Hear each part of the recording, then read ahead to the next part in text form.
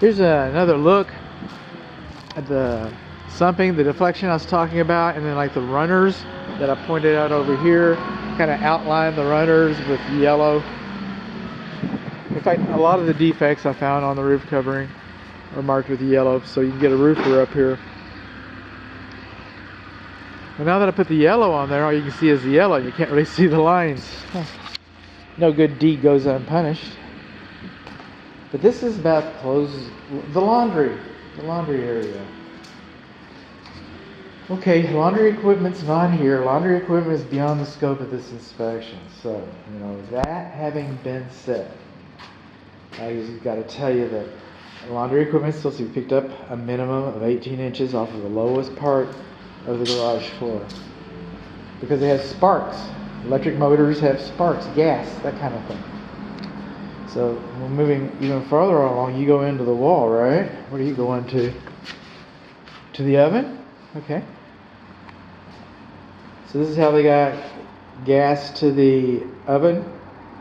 We had a gas fireplace. When we came in, we added, okay, this is for the laundry. But all this dull gray, that looks like galvanized to me. Looks like galvanized to me. So this piping should be replaced. It should be identified, and so that you know that it is iron pipe and not galvanized pipe. And yes, you could come in here with some CSST, corrugated steel, and you put it in there, and that would be quote unquote a Acceto application. If you're going to do that, use the CSST material that's black in color. If it's yellow in color, then you're going to have to go back and redo some electrical bonding. It's going to cause you, more. It's going to be more problem than it's worth. Just to get some black pipe and run it in there. Probably the cheapest, trying to get out easy. Maybe some black CSST. And that can only go so far. All right, then you're going to need a connector that goes to the range. Now, if you don't have a gas clothes dryer, then this should be removed. Just take that out and plug it up. Any gas valves not in use should be capped off, and it wasn't. And gas dryer, if you already have a gas dryer, there's that. But in the meantime, if you're going to buy, dryers don't use that much energy. And they use a lot for a short period of time. And my understanding is the gas clothes dryer costs a lot more. And the price of gas is going up. And it's going to take you a long time to recoup your return on investment. You could buy a more economic electric clothes dryer that costs just pennies more to use per load. And it's probably going to be fine for you. But this should be picked up a minimum of 18 inches. Okay, this is a GFCI for the clothes washer. That's good. That's supposed to be GFCI, and it's not. All of the receptacle outlets in the garage are supposed to be GFCI, including the garage ceiling for the door openers. Okay, so that's GFCI. Hot and cold are labeled. I guess they're labeled with this screw up here pretty easily. Oh, no kidding. You're going to give me a break?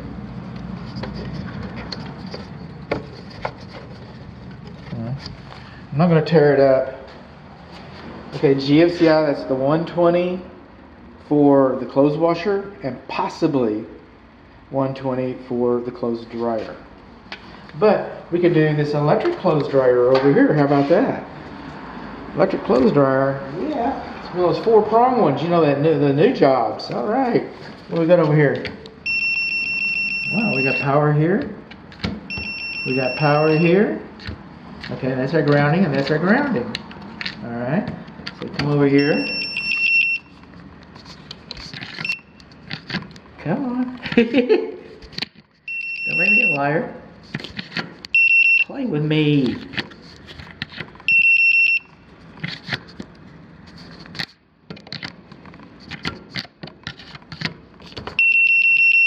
Okay, we got 230 amps. 120 amps, no amps. What?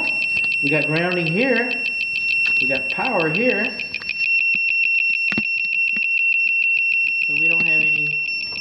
This is a dead man. These things have two grounds, one directly for the motor and one for the case. It's a double grounding, because it's a clothes dryer, double insulating system. That's how it protects you. It would probably run if you plugged it in. If you plugged it in and it ran, you'd never know if I never told you, but this does not have enough grounding. Another thing this doesn't have, probably, unless I told you, but the electric load center breaker box, the receptacle, the fuse, the breaker for this plug right here, it does not have a GFCI protection like this. Okay? Code now says that this should be GFCI protected. And then our clothes are dry, right? Well, how'd they get dry? They took all the water and that created lint, and they took them out of our clothes. So now our clothes are nice and dry and fluffy. Well, where did the water go? Where did the lint go? Where did the dryer exhaust to? Where did that happen? What? Over here? And they got it covered with tough stuff. They've got it sealed up, man. That's the clothes dryer vent. So you're going to put a clothes dryer here and you're going to run a vent all the way over here. The vent should have gone in this application. It could go two places. It could go out this wall right by your front door. That's real pretty. But they could have run it right out there next to your window. That won't work. That won't work.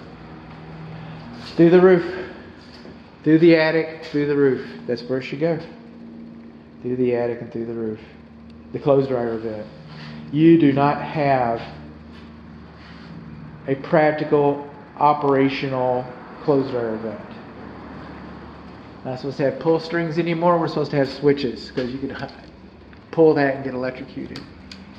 Luminaries, especially fluorescent ones, in service areas like closets, garages, and attics should all have protective covers over them.